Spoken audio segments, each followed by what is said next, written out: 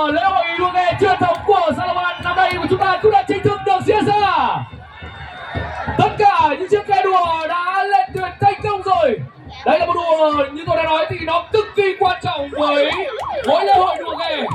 Đây là một lễ hội, một cuộc đua mà chúng ta chờ đợi những lá cờ may mắn sẽ mang lại nhiều vận may dành cho các ghe đùa cũng như là những người